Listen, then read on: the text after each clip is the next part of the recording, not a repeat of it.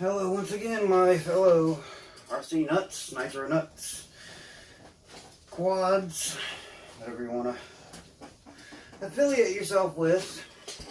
I'm mainly nitro guy myself, nitro and fifth scale gas. But with these, gotta go with batteries, gotta go with lipos.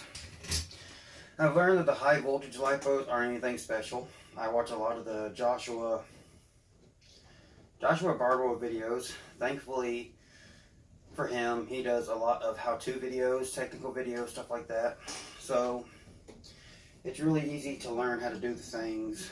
And if you're ever having a problem, the Impulse RC, if you're ever having a problem getting your quad to sync up to your computer, the Impulse RC driver fixer will fix whatever. Even if you have all the right drivers fixed and it's still not connecting, use that every time. That has fixed me. Let me adjust the camera just a bit.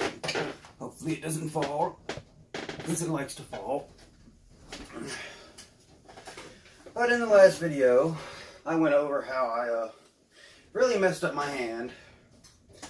Had it plugged into the computer with power to the ESCs, and I went into a motors tab, and motor 1 spun up faster than I expected, came over, just gnarled up my hand. I have some tendon damage and some nerve damage on this finger. Like it hurts. I can feel the tendon stretching. So yeah, take it from me, always remove your propellers. If you're ever going to have it plugged in to the computer and you're ever going to run the motors tabs, the ESC, BL Heli Suite, anything like that, anything that has to do with the ESCs, if you have the battery and the computer connected at the same time, take off your damn props. Because of that, not only has this not healed yet, it's a lot better, but I also have tendon and nerve damage. I've gone over this. The only thing I've added to it is a better camera. The stock camera, the camera that I was running on this was the camera out of my RXS, RXS 255. Yeah, that's it. I still have all the pieces from it. A lot of carbon fiber. But this had a really poor angle of view, even though it was 1000 TV line, which is the clarity of the camera. Most racers, everything, they use 600 LTV line camera, which is basically a way of rating how good the quality of the camera is going to be. So yeah, that's the only thing I've done to this since the last video, which is uploading right now. But right now, I would like to talk micros.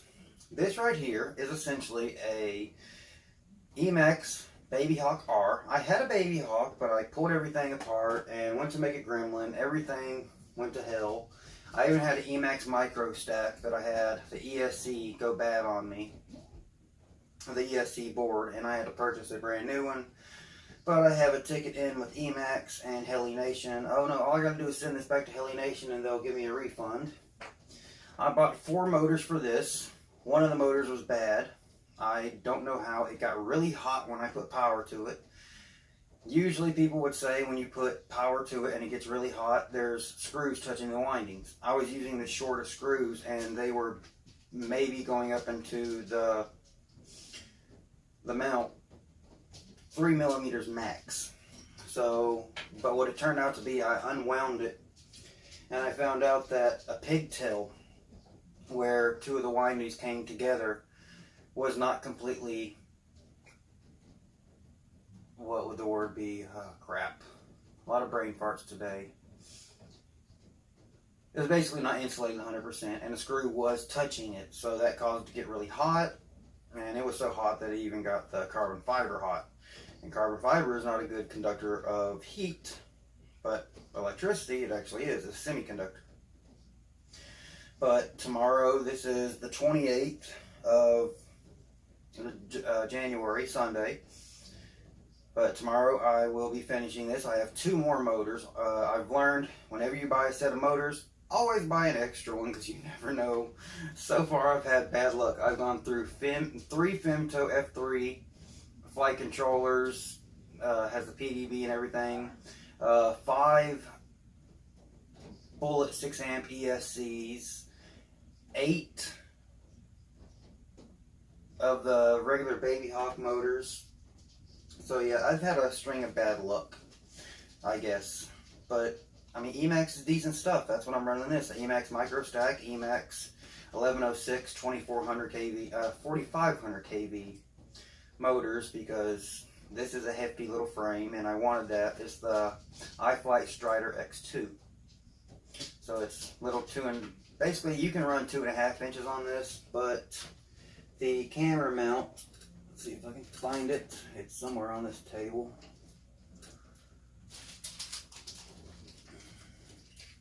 Basically, you have to shave down the camera mount. I wish I had it. It sort of has a shape like this that comes out the front, and the blades would hit it.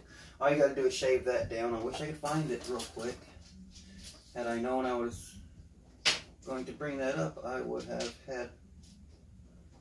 been a little more prepared.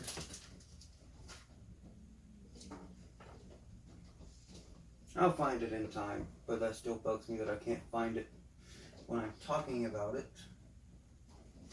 And usually it's right up under your nose when you're looking for, and I have a lot of shrink wrap on my table from all the electronics I've been doing. A lot of tiny little screws.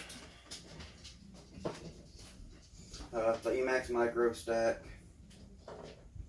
But that still does bother. Oh, there they are. This is the camera mount. You have to shave off some of this, because if you put it right here, the props will hit it. But it can take 25-40 props. These are Gym Fan 25-40s. And that's what I'll be running on this. And another reason I went with 25-40s is I have some larger batteries that I'll be flying, like this right here, a 1000 milliamp hour 3S. And that was a 4S battery that just went right there. I've got a whole stack of batteries now. In the past, I was never a LiPo fan, but with these, you have to run that. But yeah, I'm waiting for that motor that'll be here tomorrow. I've already got everything wired up. I'm running the long bow receiver. It's not going to make any distance records, but I basically got this to fly around my neighborhood. I don't like flying my Martian around my neighborhood. It's too cramped, and a 5-incher can do a lot of damage. This, worst thing, it'll crash into somebody and everything will just stop. A 5-incher has a lot of heft to it, a lot of mass that can hit and do some damage. One thing I am going to be adding to this, I do have them, is a 350, crap, I can't remember, I think it's a 35 volt or 25 volt, 350 microfarads, or whatever, however capacitors are rated, I can't remember, to make sure if there is a voltage spike from a motor suddenly stopping, it won't fry an ESC like what happened with this. But with this, I'll actually put a video. Okay, if I'm looking at it, it'll be up here. So yeah, I'll put the video of it just dropping out of the sky. Nothing hit it. I have all the video, and Heli Nation has agreed. Send it back. They'll give me a refund, and then I can buy more quad parts. These things are awesome. But yeah, that's what I'm working on right now. And that's pretty much it for this video. Just going over, I will say, I will add one last thing. My house has sort of become a hobby shop. The only hobby shop in Central Georgia is CMJ Hobbies.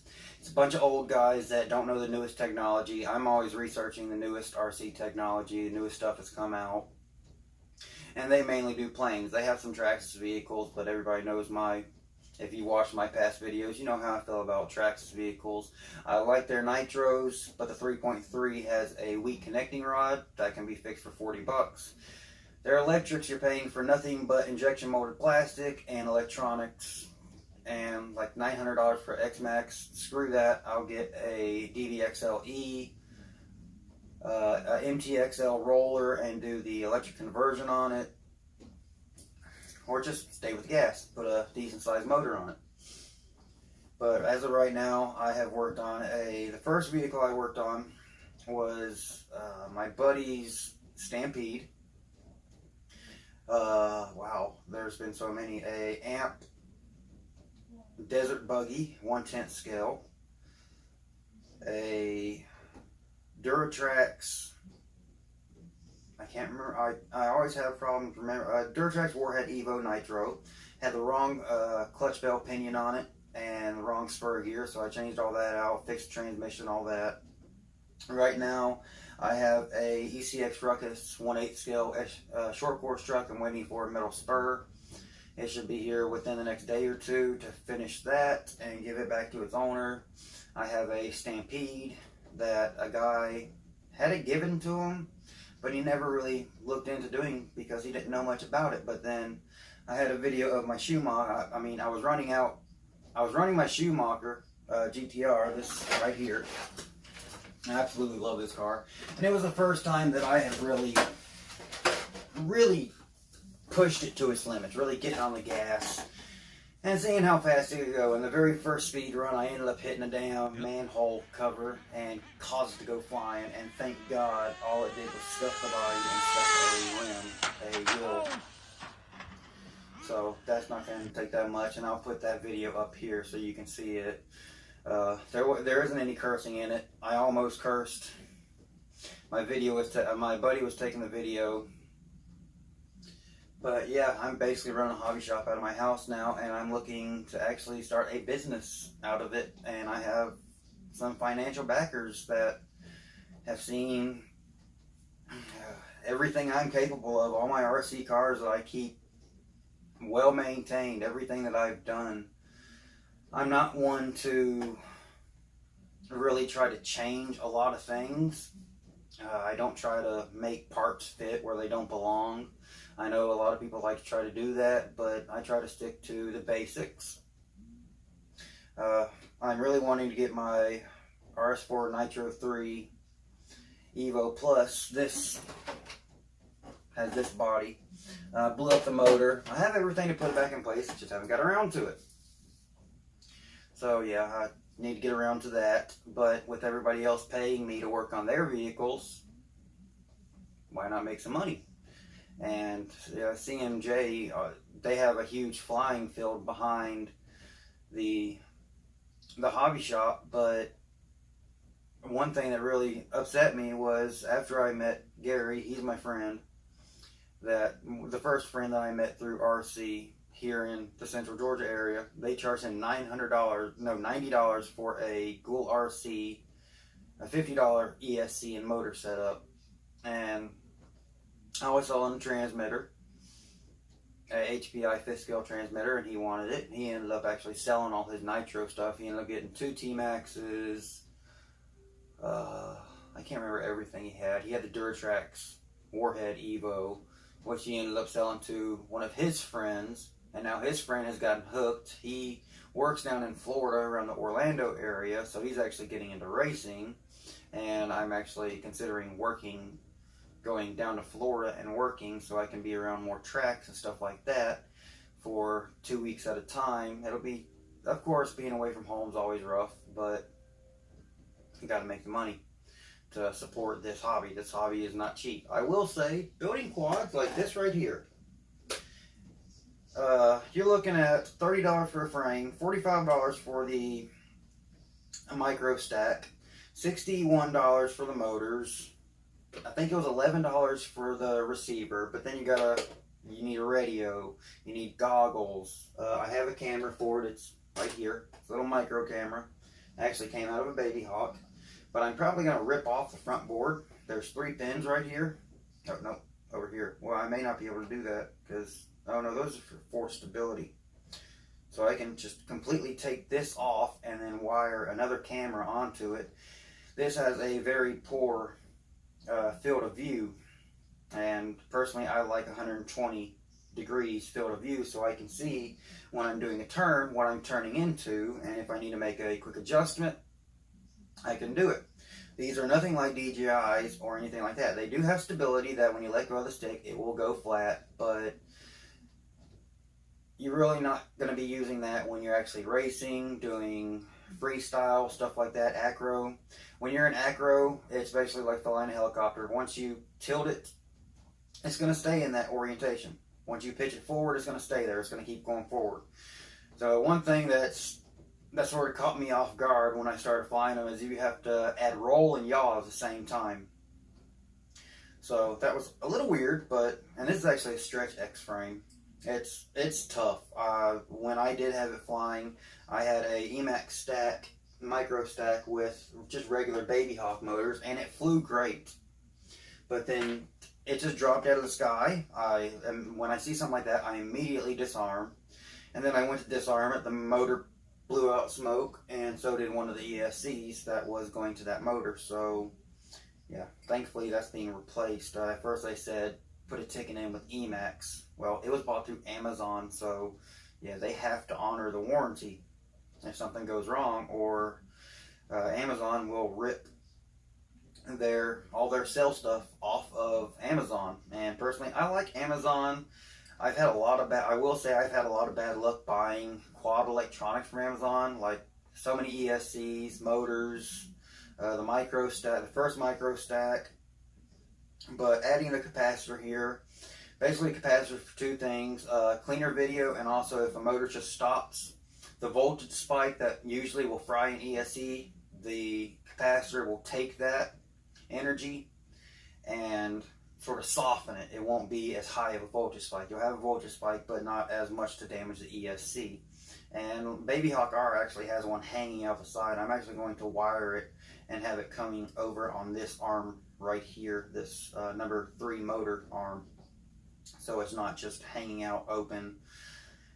A lot of people have the Baby Hawk R. The only thing I really have left to do is change. There's the one thing I do like about this camera is it does have OSD capability, on-screen display. You can change these two. This yellow wire is looped together right now. It's video in and video out. Well, there's a diagram online that actually shows which one's video in and which one's video out. Well, the micro stack actually has Betaflight OSD. So I just have to wire those two up. I'm going to have to add some extensions to these wires because they're really short. And then, yeah, I know this is backwards, but it's actually supposed to be like this. That's the way it's supposed to look. But I actually have it like this to hold that camera in place. Once I get a Runcam Micro, I'll be putting that in, and the correct mounts for the camera, and I'll be running it like that. I just personally, I like the look of that. I don't know why. And there's the longbow receiver from Grayson Hobby. I don't know how to set it into bind mode from the Emax Micro Stack. I know how to with the Femto F3, and you can even go on Grayson's Hobby's YouTube videos how they show how to do this receiver, and they'll do the step-by-step in Betaflight CLI. All the commands you need to enter, and then everything you need to do, what things you need to reverse. But this is going to be a fun little build, fun little quad to fly, especially in my neighborhood. It's little 2.5-inch props, so I don't have to worry about if I hit a house, if I hit a car, it'll ding it up. It's not going to put a hole in it or put a huge dent, because I am a noob. I am new to this. I'm learning how to fly, and I'm learning pretty quick. It's easy. I don't go more than 15 degrees up tilt for now. Eventually I'll go up to 30 degrees up tilt, but just learning to hover and learning to keep it hovering is just odd, because I will say the Betaflight on-screen display helps because it actually has a level meter, and if you turn stuff like that, it actually has a line. So if you're pitched forward, the line will go up. If you're if you're rolled left or right, it'll tilt left or right like this. So it's easier to tell if you're actually level, so you can actually hover. But that's one thing you're eventually going to want to get rid of, because all that extra stuff will get in the way, especially when you're racing, and you need every bit of that screen.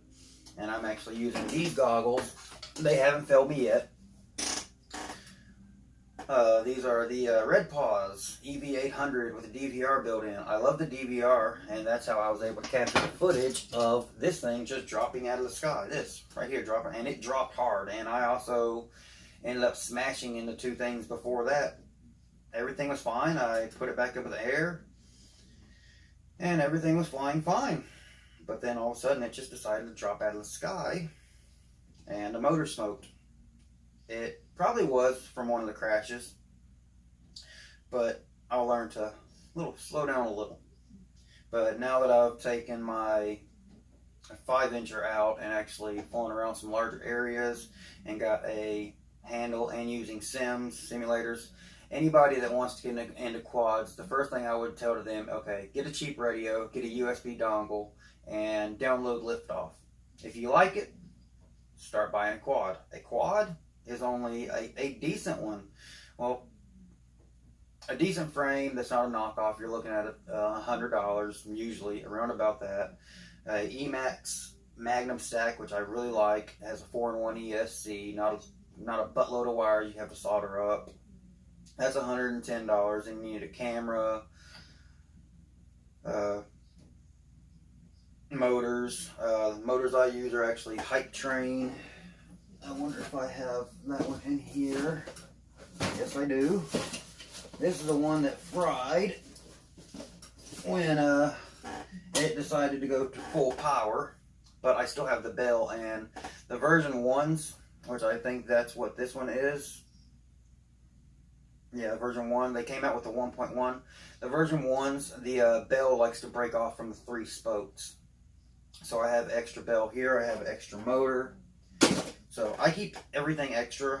I even sent one of my buddies some of these Baby Hawk motors because the propeller, the prop spacing for putting them on these tiny little motors, you use 2 screws instead of a nut. Well, with the Baby Hawk motors, it's spaced out really wide. I don't know if you can see that. You probably won't be able to see that because it's black, but you have 2 that are really close and 2 that are wide. So I could use Baby Hawk props on this.